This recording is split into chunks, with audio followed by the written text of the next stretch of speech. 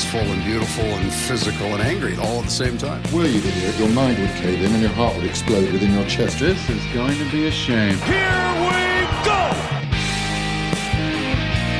What's happening, everybody? Welcome inside a brand new edition of the Tall Can Audio Podcast. Matt Robinson with you, nowhere near the TCA studio in beautiful Bytown, Canada. It has finally happened, as we alluded to a couple of times in the past, and then certainly on Monday's show.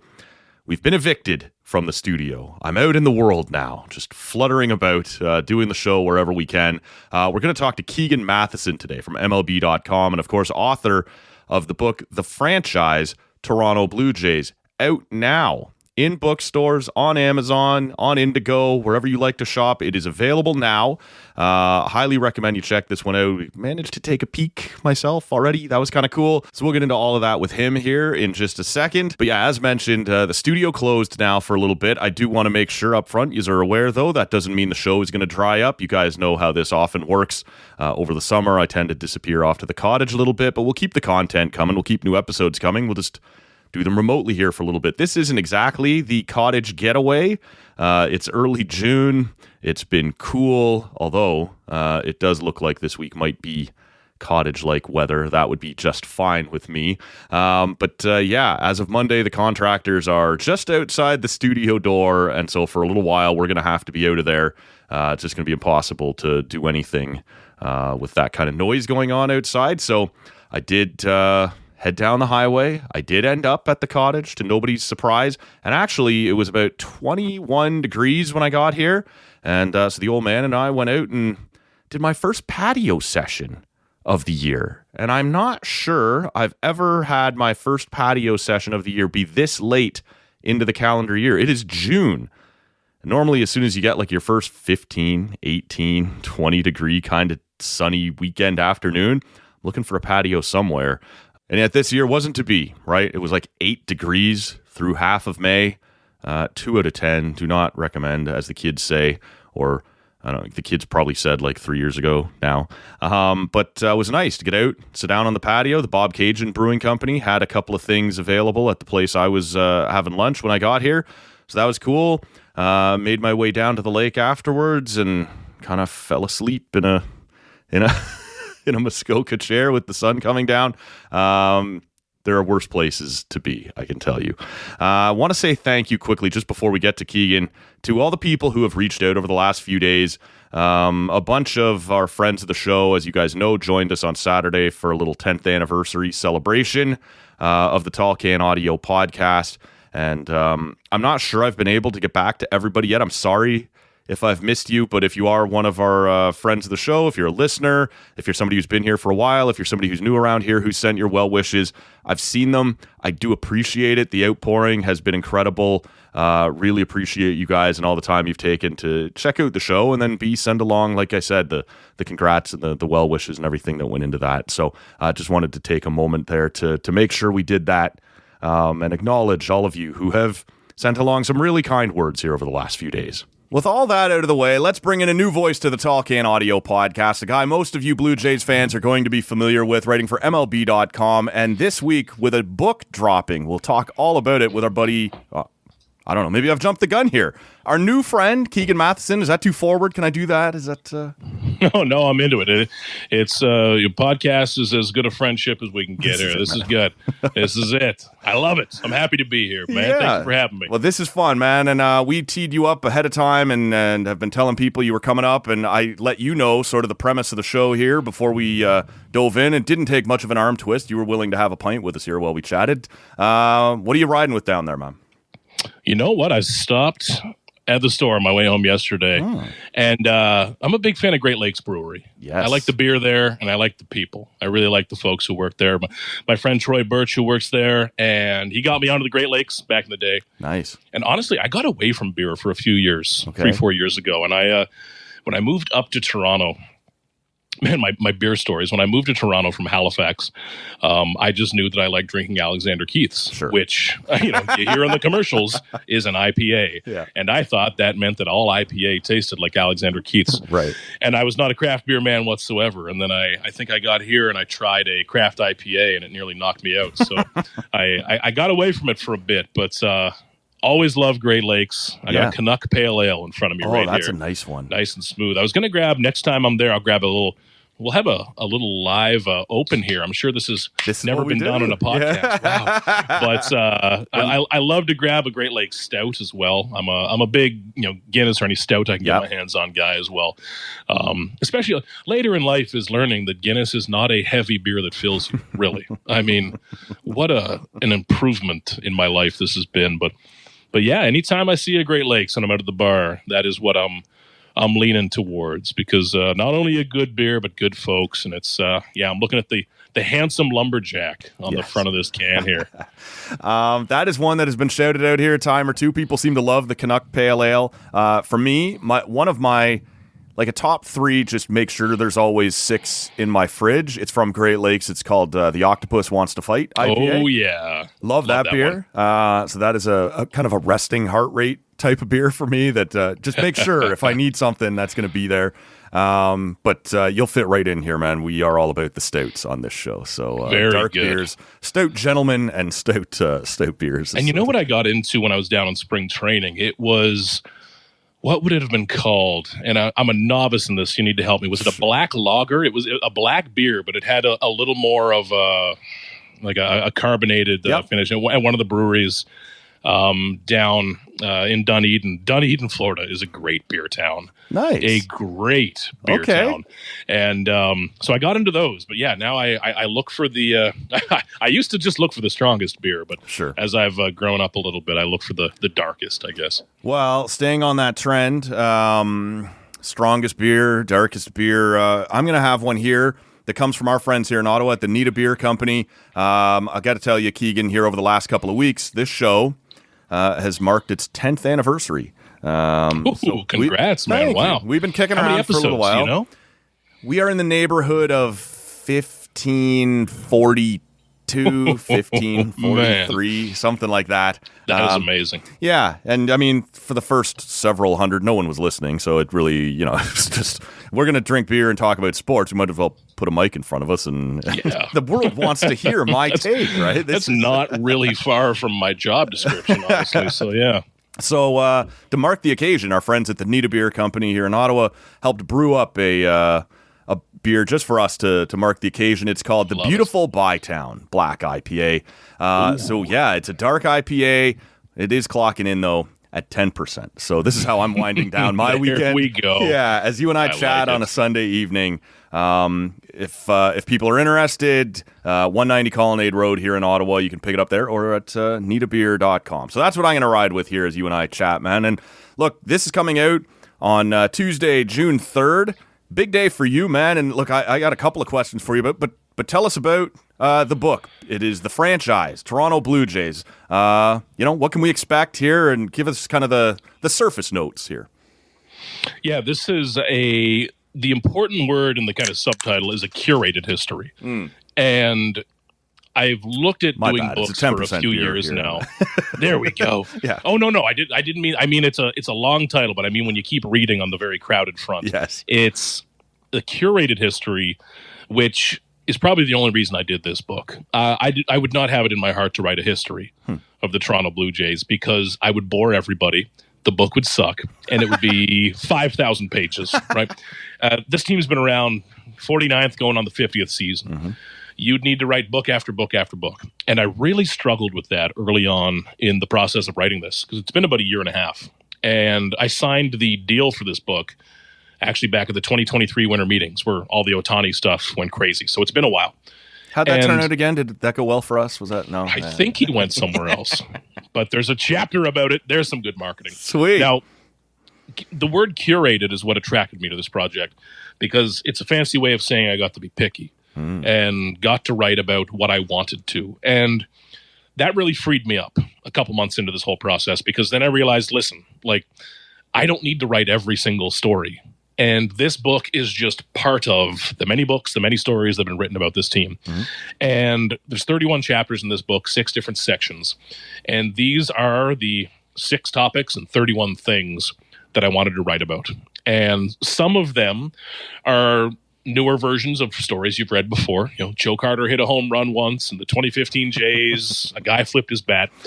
you get those stories from my perspective today in 2024 and 25. But I also wanted to add some fresh things. The Shohei Ohtani chapter is one of those, a full chapter on what really happened there, and that was pretty interesting to write. But also some chapters on the COVID years, 2020 and 21 through Dunedin, Buffalo, Toronto. I was there for a lot of that, too much of it in hindsight. But those are a good example, along with even a couple of the Vladdy chapters. I'll use those as examples. There are 2 Vladdy chapters, but it's not about here is who Vladdy is, because we don't know who he is yet. There's not a big chapter about the Shapiro and Atkins era because we don't know how that ends yet. Maybe I should have written that, because if I wrote that it was terrible, they'd win the World Series next year. I know it. But well, get after it, man. Yeah, come on. But the Vladdy chapters, the COVID chapters, the Ohtani chapters, those kind of meet the same idea for me, which is that there are certain things that I wanted to kind of freeze in time and be able to look back on, even myself. And those are things that I was around for, and I think at least have a bit of a unique perspective on. Because a lot of this book was acknowledging that, like, I do not remember 92 and 93. I was not alive in 85, 86, 87. Right. And so a lot of this is trying to add to what's already out there. You're not going to write the book that tells the whole story of the Blue Jays because they're too big. It's about adding to what's out there. And a lot of people have written a lot of books and a lot of stories. This adds to it. And I hope it adds some modern things, some things that I've been around for. But man, it's been a joy. This part is fun. There were parts throughout it, let me tell you, man, that were not as fun, where I got a little cranky and cursed this thing to death. But man, seeing it in people's hands, and as I look around this room I'm sitting in right now, I'm just surrounded by boxes and books, which I'm learning are very heavy. But this is the fun part, man. This is great. Well, so when you put together something like this, as you've said, this is not the first book on the Blue Jays, and you're sort of trying to take a zoomed-out look at the franchise in terms of the time periods being covered, and then zoom in section by section or chapter by chapter. How do you make those choices in terms of, if we wanted this to be a negative spin, there would be plenty of years available where the team wasn't very good. We could do that. If we wanted it to be just a homer look at how great things have been over the years, there are great years to keep. How do you find the balance on, there's some stories here I'd like to look at when things haven't been so good. There's been, certainly successes that I think I have a different take on than others. How do you find that balance? Very hard. And the early months of this book, now for a timeline, signed it December 23. Let's say that the actual project started spring training of last year, February. Sure. And I had about 8 months to work with. And I wasted the first, let's call it 2 or 3, just in my own head. How do you wrangle this franchise? All of the different eras, and people from different eras have different perspectives. A huge number of Blue Jays fans, I would say almost 40 and under. I guess if you're 37, 38 and under, you don't really have a memory of your own of the World Series years. It's so funny, man. I am 40. Well, actually, I'm 41. Right on the edge. So do you remember watching those games? I remember being in my aunt and uncle's living room with my parents, but I did not stay awake for 92. I fell asleep, right? I was a kid. And frankly, I wasn't a hardcore baseball fan kid. Yeah. I was there with my parents and my aunt and uncle. And so I fell asleep but I have strong memories of being in and out of consciousness in the backseat of the car as horns are honking as we're driving home from the game. That part I remember. So I am absolutely right on that line of what you're talking about. It's a pleasant childhood memory, but that I don't really remember. And that line kind of cuts, half of Blue Jays fans. Sure. So for those half, there was that long late 90s, early 2000s, that kind of blob of baseball where, you had Roy Halladay and Carlos Delgado, but they were just kind of 80-win teams that didn't do much. So for a big generation of Blue Jays fans, it's Bautista and Encarnacion and those guys. Mm-hmm. So it was trying to do right by every generation of fans, but also kind of accepting that, listen, I'm going to write this book, and a million people are going to say, where's the chapter on this guy? It's just not in this book. Sure. And I had to make myself be okay with that answer. which is not easy for someone who's an anxious people pleaser, but it's once I got to that point, though, it was very freeing. And then I got to kind of accept, and frankly, I had to have a couple of people who I work with who cover this team who mean a lot to me just say to me, listen, Keegs, shut up. You cover this team as much as anyone. You're allowed to write about what you want to write about. Sure. And it was a tough decision to narrow down the chapters, but the default I kept coming back to was just, why do people give a damn about this team? Mm-hmm. And I felt like that was my middle ground of not a homer book, not a biased book, but just why do people give a damn about the Toronto Blue Jays? Because I have this weird job because people give a damn about the team. They don't just want to watch the team. They want to read about them and listen to shows about them and watch TV about the team. It's what I do every day does not exist without people very simply just giving a damn. That can mean they love the team one day and hate them the next, whatever.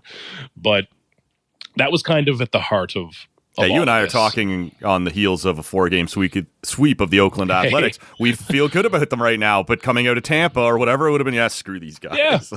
Yeah. Great marketing move by the Blue Jays. Thank you for the first time ever. That's true. But that's where it all came from. Just why do people care? And the Blue Jays are such a huge part of people's lives, and I really do think that baseball gets into people's lives more than any other sport. The heights of fandom, maybe you see an NFL football or European soccer, maybe higher at times. Sure. But how deeply rooted and the consistency that baseball has in people's lives, I don't think there's a rival for that. And that's what interested me the most, because my entire life is orbited around baseball. I grew up in Nova Scotia as a kid who always loved baseball and wasn't a big hockey guy. I played hockey. Sure. I was a crappy goalie who got in too many fights, but hockey was never my thing. Fighting goalie, nice. Yeah. I think I had some temper issues back then. But baseball was always my jam, and baseball has always fascinated me, and it's grabbed onto me, So I wanted to explore that, I guess, a bit with the book, and that's why I had fun with it, because my average story, the story I keep telling is that when I go to work, tonight was a big win. Barger hit the home run. That was a fun story. But right. Half the days I go to the stadium, I'm writing a story of, Kevin Gausman's cutter got hit a little harder today. His splitter broke an inch less. Who cares? A few people care that night. And it matters to have that constant day-to-day drumbeat of story, narrative. But a lot of that stuff doesn't matter when everyone wakes up the next day. I call that the factory work part of the job, and that's okay. That's all right. But this book was kind of a chance to say, okay, these are things I want to be able to read a year from now, and they still hold up. And I hope I've done that. I hope nothing changes too much, but it's been a really refreshing just for me, work-wise. It's really kind of perked me up again in my job. It's really helped me mentally, being around baseball all the time. It's been a great experience. Yeah. One of the things you mentioned there that's interesting to me, and it's something that I've wrestled with in my own. I go through phases a little bit with the Jays, when they've been mediocre for a bit, you're sort of I'm still watching some games, but it's more background. And there's other years, obviously, when they're good, you're right into it. Even years like this, where frankly, every game is going to matter. This is not going to be a team that falls way out or that, clears the bar of 100 wins or whatever. This is all going to matter. That'll hold my attention. But you referenced there the idea of baseball being a sport that drills into people and grabs hold of them a little more than some. Is it as simple as just the constancy of being there every day, right? And I'm outside barbecuing, or I'm out fishing, or I'm driving to work, or there's a game on tonight and I can put it on the radio, I can sit down and watch it. Is it that simple, or is there something more, in your opinion, in the time you've spent covering the game, that actually hooks into people and says, no, there's something different about this game? I think so much of it is about the time, the consistency of it. Every single night you've got something, and during the summer especially, it's for a lot of people, that's kids are out of school. For some people, it's when you're at the cottage or life slows down a little bit. I think the consistency and reliability are comforting. And I'd argue more comforting now than it was 5 years ago, 10 years ago, 20 years ago, as everything gets more fragmented and our brains are just a series of 5-second videos of, slop, Yes. It's baseball kind of staying the same and always being there. There's something comforting about that. And I kind of laugh as a lot of my friends now. I'm 34, so a lot of my buddies growing up who weren't as big into baseball are really coming back around to baseball. And I'm kind of sitting here being like, all right, I told you. I told you. And it's so much that, and I think it's also just the way that a baseball game is played. And when I think of this, oddly enough, I think of my grandmother, who was a big Blue Jays fan. She did not care about the exit velocity. My God, she did not care whether it was a splitter or a curveball.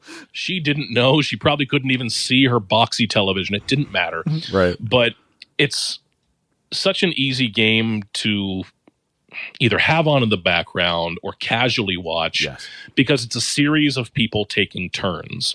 You do not need to understand a zone defense in the NFL. You do not need to understand a breakout in hockey, or the triangle or the box and one in the NBA or anything. It's just, hey, it's Jose Bautista's turn to hit. Yeah. Let's see if he does it. Oh, he didn't? Yeah. All right, that Edwin guy is up. He always comes up after Jose. That's great. Okay, let's see if he does it.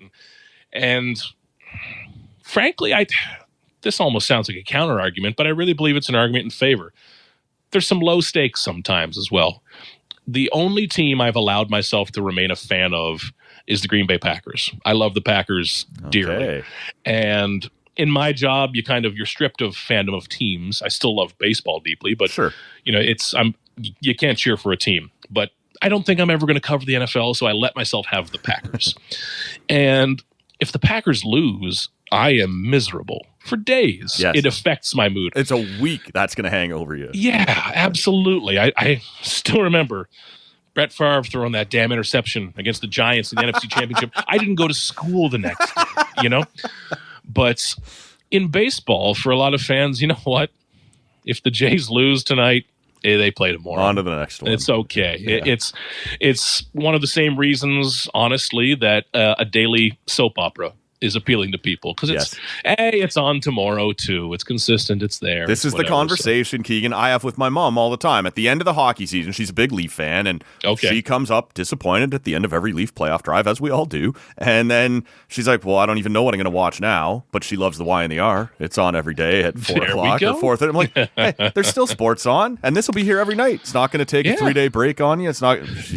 There will be a new evil twin, or someone will come back from the dead. Like, come on. Dalton Varsho tore his hammy or whatever happened, right? Like, it's, there's a new twist tomorrow. So you referenced there a couple of minutes ago the idea that people who would do a job like yours don't necessarily have a gig if there's no people around. And one of the things that jumps out to me when you say that is that, I don't know whether it was a week ago, 2 weeks ago, a few weeks ago, you put out the chapter list of the book. So I'm not giving any spoilers here. It was just sort of here's a teaser, here's what's coming. Is it weird to you that I am oddly fascinated by that period of Blue Jays baseball where there were no fans around, where there wasn't, that... Yeah. We've talked a lot about the 15-16 Jays. We've talked about the 92-93 Jays. This is an angle, I'm intrigued to hear what it was actually like. They went and had their little training camp at the Dome, but they all had to stay at the hotel. It was all isolated, and then it was down to play in Florida, and then it was in Buffalo for a little while. This is something that hasn't been, in my, that I'm aware of. This is not something that's been approached and really dug into, whether it be what the guys were going through, how it might have impacted the team. It's odd to me that such a negative part of our world has my attention so much as I look forward to reading this. There's something about the COVID years that I'm intrigued to read about, man. Yeah, that might have been the most interesting chapter for me to write, because I don't know how to explain it, but I felt like 2020 and 2021 me was like a person I was writing about instead of it being something I actually experienced. Sure. It was so strange a lot of this was going back through old audio, old videos, going back through my phone of old pictures I had from those times. And for a lot of that stretch, I was one of, sometimes the only Blue Jays reporter in the U.S. covering them. Right, yeah. And I'll admit that some of that comes from the fact I work for a U.S. company at MLB.com. Sure. So our American writers were traveling to do theirs, and our folks were very good with me, like making sure I was comfortable and healthy and taken care of. But they were like, "So, do you want to?" And I said, "Yes, get me out of here, my God." So I, either by luck or by law, I don't know, I got over the border. Sure. And it's that time in Dunedin, like that spring training in 2021. I remember empty ballparks, empty games. Some of them didn't have broadcasts. Yeah. And I put this line in the book. Like, there are Vladdy home run videos that the only copy of it in the world is on my iPhone. That's in a drawer somewhere. That's wild. Which man. feels like take the iPhone out of it, it feels like a sentence from the 40s or something, right? But those Buffalo times as well. I still remember getting down to Buffalo for the first time for when they were going to start playing there. And I stayed at the Marriott right next to the stadium, the Lecom Center in Buffalo. And I'll never forget checking into that hotel. And I said, well, I didn't know how long I was going to be there. I had I just brought all my clothes. And I said, okay, I'll go out for a walk and I'll just at least find some beer to bring back to the room. Sure. And I walked and Jesus, you'd go to a gas station that we boarded up. I would Google a corner store. You'd get there, Wow. It's just like a real jarring. Yeah. God bless Buffalo. I am happy to not visit, but it's just a really amazing thing to look back on. I wrote a bit about the first game there in Buffalo and just how strange it was to be around people again, because the United States, generally speaking, opened up their guidelines a little looser and a little quicker than Ontario. So it really felt like I was breaking the rules. And I also had to be extremely careful because Lord knows I wanted to go into a bar and drink 20 beer and just finally be around people. Yes. But if I was the guy that screwed up the Blue Jays, I mean, I'm not getting back into Canada. Probably not. If if idiot reporter spreads COVID to Blue Jays, that would have really helped my career.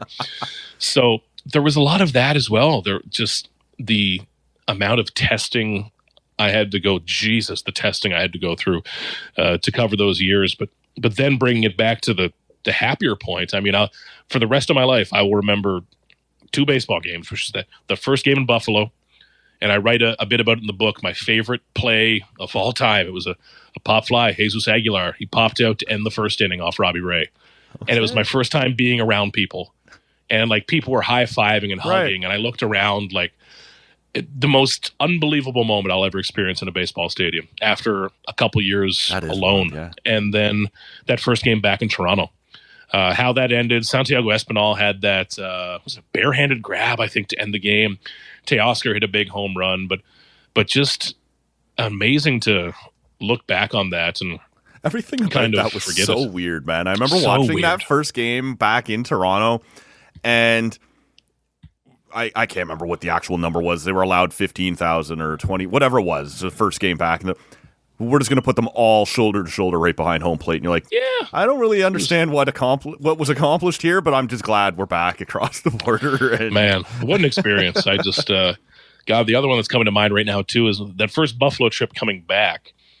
I had to quarantine coming back then, I remember as well, for 14 days. Wow. And which, I mean, good, fine. It was a very bad time. People were dying. Yes. I had no problem. Sure. But I remember, I wrote this in the book too. I remember pacing out, and this is downtown Toronto, so I can reach out my hands and touch my bed and my fridge. It's a really great life. But I remember I counted out it was 32 or 33 steps from the corner of my apartment all the way down the hallway to the door, and I would just pace it and watch a full baseball game and just try to move.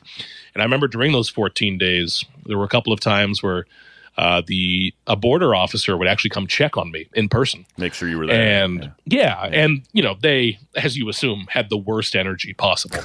And it was like trying to catch me in a lie. Yeah. And I I actually put this note in the book, but I just at one point I had to budge my door open a bit. I was like, "Listen, dude, there's all the bourbon bottles. There's the bag of trash. I've not left this apartment. Here. All right, dude, it's miserable in here. Get out of here." But it's those years were crazy. It's I can't believe the things that were done to play baseball and make it work, and the cardboard cutouts, man. That's as weird as it that gets. Was wild, yeah. Before I'd be crazy having you here if I don't ask you about the Jays of today. Oh yeah, in a moment. But before we do, without giving away too much, like I said, I don't feel like I'm spoiling too much. This was all out there. You released the chapter. Oh, spoil away. Yeah, the forward the forward is written by John Gibbons. And he is an interesting cat to me because I think, like most Jays fans at this point, we love Gibby. He's going to have a place in our heart. He was here for the 2015-16. You like the way he talked to fans. You like the way he talked to the media and all that stuff. But man, is he ever interesting, because he was here a time before that, and he was significantly, I wouldn't say less popular or unpopular, but he's not that time as popular as he is now. And sometimes it's fire just Gibby. That's it, man. And it's wild to me, and I'm happy about it because, I mean, I've never met Gibby. You obviously have, but he just seems like a genuinely good dude. And the first time around, he didn't have a very good team. And the second time around, he had a better team. And so things look different. But I'm curious, when you reach out to a guy like John Gibbons and have him write the forward for you, what makes you make that call and have him be the guy? And, how do you sort of view what I've just outlined there, the two Gibbies kind of thing? Is it just recency bias? Like that last guy was pretty successful. We like him. For me, one of the most important figures in the history of this team. And I don't think he gets enough credit because of kind of the persona, there is an art to knowing when to get out of the way. And the teams he managed in 15 and 16, like, let me go down the list here, man. Bautista, Encarnacion, Donaldson, Jesus. Yeah. Tulowitzki, Dickey, Stroman, Martin, David Price. Yeah. Every one of those guys would be by far the biggest personality in this current clubhouse. And Gibby taught me a lot about what a manager does. And I remember I was interviewing JP Ricciardi for this book, and JP still has that kind of Boston accent twang, and he and Gibby go way back. They roomed together in minor league ball, and he told me, there's one thing I got to tell you about Gibby, Keeks. He's smarter than the average bear. I said he is, man, because to be able to come back and endear himself is so impressive to me, man, and. He, like when again, Double A announces that's who's coming in, everybody's like, really? This is the guy? Are you serious? Yeah. Like I think we're losing track of how wild a move that was as time moves on, because it worked out in hindsight. But at the time, it's like, are you serious? What? It's like if the Jays fired John Schneider tomorrow and brought back Charlie. It's like wait, what? That's where we're going here? But it worked. And he was the perfect example, absolutely perfect, of the right match between team and manager, because it was a veteran team who kept care of themselves, but they have big personalities. They needed someone to tell them when to shut up, when to be serious, when to get in line, but they also needed someone who knew when to take a look in the clubhouse and say, "Ooh, I'm getting out of here." Yeah. And Gibby did that perfectly. I'm not going to fight Shea Hillenbrand today. It's not today. And that's an art form. Yes. It's very rare to find. And I think we too often kind of blanket that behind like, it's an old school approach. Old school does not mean that you just sit there and do nothing and go with your gut. It's a human skill. And it's unfair to say this, but there's something about that laid back nature. And I'm not trying to be an asshole, but that southern drawl that makes you go, old school baseball guy. There are absolutely moments there where you look and go, that was a shrewd thing you just did there. That was a smart thing. Yeah. And to talk to Gibby about this book, I didn't plan to ask him to do the forward. I did not know who I was going to ask. I was, asking people to do the forward, and then this came up again when I was asking people to do quotes for the back of the book. Right. And I did Buck Martinez, Dan Schulman, the TSN Overdrive guys. Jerry Howarth was kind to give me one. Our Mark Feinsand, Richard Griffin. And a lot of those guys are friends. And even when I'm asking them, you're anxious, you're nervous because you're asking someone to do something for you. And I didn't know what to do for the forward of this book. And I was interviewing Gibby. I think I was in Kansas City or one of these cities I didn't want to be in last year. And I was talking to him on the phone. And God, we talked and we talked and we talked, and he was great. There's a chapter just about him, which I loved writing. And then he's featured pretty heavily in those 15, 16 years, Bautista, Donaldson, all those chapters. He's great in the Donaldson chapter, kind of crapping on him, but with a loving wink. And at the end, I was sitting there and I just thought, geez, Gibby, like, you'd be great for the forward of this book. And I can still hear him. He goes, you know what, Keeg? Sure. And then he tells me, he says, Keegs, just write it for me, make me sound smart, and put my name on it. And I said, no, Gibby, we actually, like, we've actually got to do it properly. Right. But he was great with it. And man, there's a reason he's so beloved.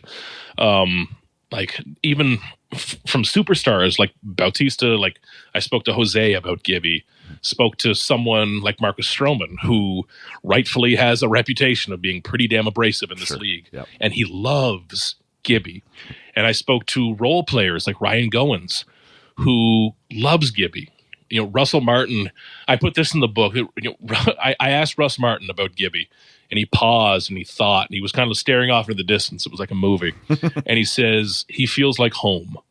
And I thought that was just the most amazing quote I've ever heard about a manager. Man, it's just, I've never heard a bad word about him.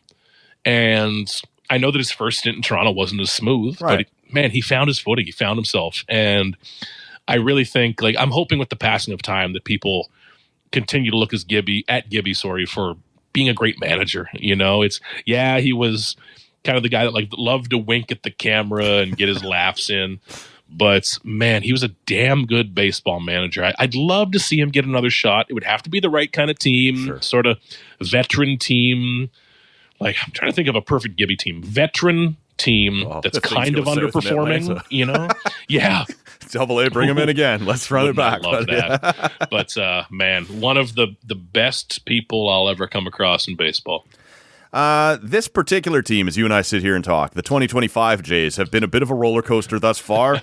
They're back. Yeah, it's dangerous to obviously read too much into any 1 week or 2 week stretch in a 6-month baseball season. But as we sit here now, a 4-game sweep over Oakland where, man, they put up piles of numbers, and yet that comes off a 6-game road trip where I believe they scored 6 runs. What went on in Texas, how you managed to take 2 out of 3 from those guys, I guess, is wild. And what do we make of these guys? Obviously, when you get to play the Sacramento, I guess I did call them Oakland. It's just the Athletics, I think is what we're supposed to call them this year. Look, when you see what just happened with those games, what happened down in Texas, coming out of Tampa, I don't know, we're 2 months in. You got to be able to a certain degree, throw away the small sample size thing and go, we're a third of the way through the season. What are these guys? So I'm giving you that impossible question, Keegan. What are these guys? Man, we might be an inch or two closer to knowing now, but a week ago I had no idea. And honestly, I'm around them as much as anyone. I don't know. Right. And that can be a good thing or a bad thing. You'd love to have an identity by now, but I also don't believe in their bad days either, because I really believe there is something to what the players keep talking about, which is a better clubhouse, better relationship with coaches. Mm-hmm. They feel more dangerous. They feel like they can chase teams down. I believe that, and I'm a natural pessimist. I am very quick to hear stuff like that every year and be like, okay, dude, like, come on. Yeah, I'm sure you feel dangerous. But there is something a little bit different about this year's team and the coaching staff, I do think, really. And you're starting to see it. It's all about offense for me. When we talk about consistency, we are talking about offense pretty much all the time. this rotation's going to be good enough. This bullpen's going to be good enough. And if it's not, they can patch that up at the deadline. It'll be fine. Right. But this lineup, I think, needs a little more consistency, and they need a breakout, which is Addison Barger, man. Yeah. And Barger, for me, He's I fun have to been watch, man. very, very slow to believe in Addison Barger. Yeah. And because I've seen every spring's version of Brett Laurie or whoever it is, every single season has a guy who's about to be the next big thing. Right. But then it's Alan Roden earlier this year. Yes. It's and I still believe in Roden, but there's always more hype than reality.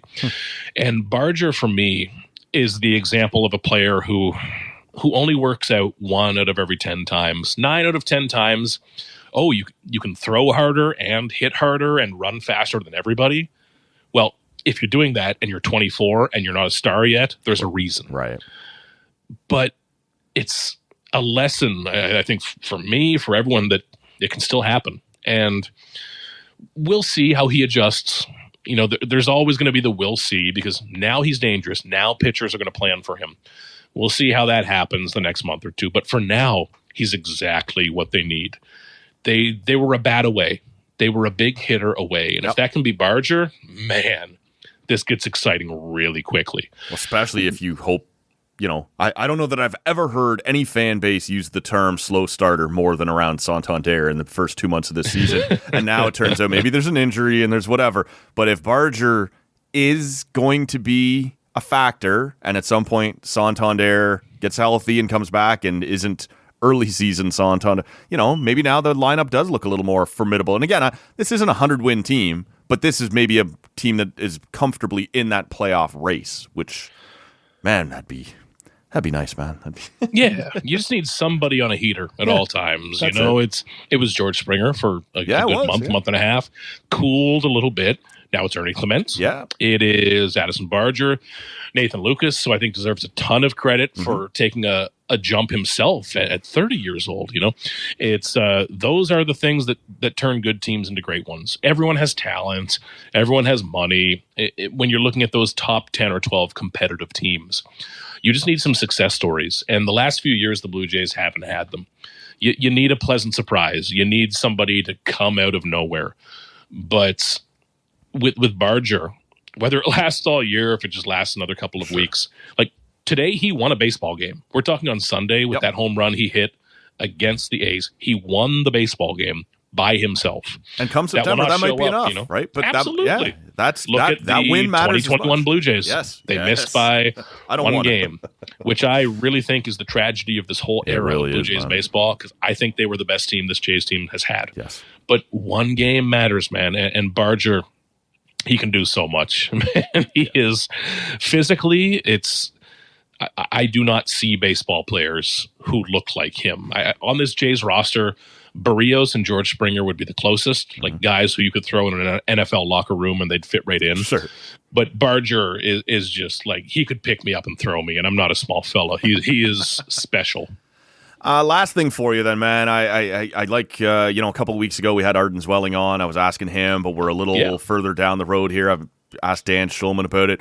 The Max Scherzer thing. And look, it's not an original thought. It's kind of an annoying thought, but I think it's run through a lot of people's head over the last couple months. Is this the Joey Votto thing, right? We were so excited. And even when you have reasonable expectations, this is not going to be 10 years ago Joey Votto, but it's just so fun that he's here. That's the way I felt about Max Scherzer. And then, oh, no, right? Like, here we go again. But it does sound like we're inching in the right direction. What can you tell us about being around the team and how he's even, without pitching, impacted the roster, and what you might be hearing about where that could be headed here in the next month or so? Yeah, the Votto experience is still in my mind. Such a bummer, man. I'm trying to think of who else. Vladimir Guerrero Sr. Yeah. Johan Santana is another one. I believe he had a couple outings in the minors, but Scherzer, it reminds me of Votto because I'm stuck asking about it every day. Right. And John Schneider, is stuck being like, well, I mean, he threw again. We'll see. Same with Votto, where it was like, well, it's getting better. I don't know. But Scherzer, I think his plan on Tuesday, when folks will be listening to this, he's supposed to throw against hitters again. Now, the tricky thing is that, in my opinion, just from hearing Max talk, nothing really matters until he gets to 50 or 60 pitches and rehabs for a day or two after that. Right. He keeps saying that 50, 60 pitch mark is where things start to bug him. Okay. So even though he's throwing to hitters, and that's good right now, he's not even to the point where stuff starts to matter.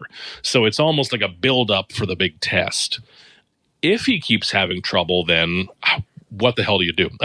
I don't want to tell Max Scherzer to pitch in shorter stints, but if I just gave Max Scherzer a bunch of money and he's Max freaking Scherzer, I still want him to pitch. So the Jays could face some tough decisions there. But the thing is, like, if he's healthy, he's a really good major league pitcher. Like, I don't care he's 40 going on 41. He's a very good major league pitcher who can really be part of a postseason run. He just needs to be healthy. And it's at the point now where, kind of like Votto last year, although I do think Scherzer's going to pitch and be part of this. Okay. Where I just have to keep saying it's like he'll be back when he's back, and it's something we won't really know until pretty close to the time. But as much as it's, heartwarming or whatever to hear that he's helping other pitchers and he's just like another coach, well, they have enough coaches. Yeah, they have great. Get on the mound, coaches.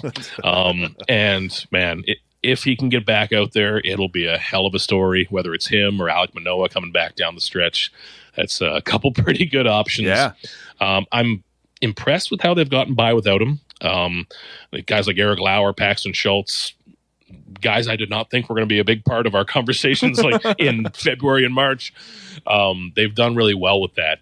But still, this is Max Scherzer. Man, like, what a story it would be if he could get his way back and try to help this team over the hump for a postseason run. Like, just give me a few that would be an starts in that jersey. Like, let me see it. Right? Like, there's got to be more than 3 innings. That's man. right. I need to cover another Max Scherzer start, or 10 or 12, hopefully. Well, because especially like going into it, as the last couple of years, even when they've made the playoffs, have been a tough watch. It's been a frustrating team to watch. Yeah. So even coming in this year, knowing they were going to be life and death, maybe get in, maybe just miss, just give me some fun things to watch. And Scherzer was going to be one of them. And then it's 3 innings. You're like, yeah, no, we're taking that away from you. And just get back in there, man. Let me see it. Look, I appreciate you making the time, man. The book is out today. Tell us once more a little bit about it, what people are looking for, where they can find it here, man. Yeah, the franchise Toronto Blue Jays. You'll find it in stores at your Chapters and your Indigos, so you can look if there's one near you. But the Amazon copies will be shipping soon. Or if you've got a bookshop in your neighborhood, ask them, give them the title. I love the neighborhood bookshop as well. So if you've got one, I would love that. But man, this is the fun part. I'm happy to see it in people's hands. Here in Toronto, we will be doing an event at the Sportsnet Grill, which you might know is the Windows restaurant, after the game on Thursday against the Phillies. So we'll hope that people are still excited about this team by then. And I just hope I'm done writing stories about a team that's 500 again. This feels like a bit of a jumping off point for this team. So they've helped me out with the marketing. Is this the season high this year? 3 games up? Is that? I think they were 4 or 5 early in the season when they had that great start. Swept Minnesota, Baltimore or something. But it's since then it has been just like a magnet. They're stuck to it. This is it. So. Looking forward to checking this one out. It is out today. We will link to it in the show notes at tallcanaudio.com or wherever you're hearing us right now. And this was fun. I appreciate you making some time for me, having a pint with us here, and hopefully we can do it again down the road, man. Absolutely, man. Anytime at all. I appreciate this, and I just may have another of these Canuck Pale Ales. You've twisted my arm. It's not a bad pint to put one extra away if you have to. So thanks so much, man. You got it. There goes Keegan Matheson. Great to get to talk to that guy. I've enjoyed his work for a long time. I've heard him in some other places, but to actually get to speak to him and hear about his thoughts on the Jays and certainly on the book, which is available now, really fun chat. Happy he made some time for us here today. That will be it for this one. Later on in the week, you're going to hear from Andy Nita from the Nita Beer Company, who helped us brew that 10th anniversary pint. We'll talk to him just a little bit about what went into doing that and how we got to know him. Just a little more navel gazing, if you'll indulge us for just a little bit longer. But really, we want to talk about that pint. Just like the book, The Franchise Toronto Blue Jays, Beautiful Bytown Black IPA is available now at the Nita Beer Company at 190 Colonnade Road or at nitabeer.com. You can order it online as well. So I would do that. I'd grab a couple of those pints and the book and then sit down and enjoy my weekend coming up. So I think they'll pair well. But stay tuned for that conversation with Andy Nita here in the next couple of days. As I referenced, we're out here on the road now. Studio closed for a week or two. So Kevin Mickey is going to jump in from Sportsnet and co-host the Monday morning show next week. Looking forward to catching up with him. Kevin's one of our favorites. He's always a fun chat. So we'll look forward to catching up with him on Monday morning. Lots more to come here on the Tall Can Audio Podcast. So as always, make sure you're subscribed wherever you're hearing us right now and follow us on social media at Tall Can Audio. We'd love to hear from you there as well. Okay. Have a great day, everybody. My name is Matt Robinson. We thank you for listening, and we will talk to you next time. I thought it generally sucked. I didn't think it was a specific suck. I thought it was like an all-encompassing type of suck. So, we're going to try and rectify that. But for right now, I'm going to be pretty pissed about it.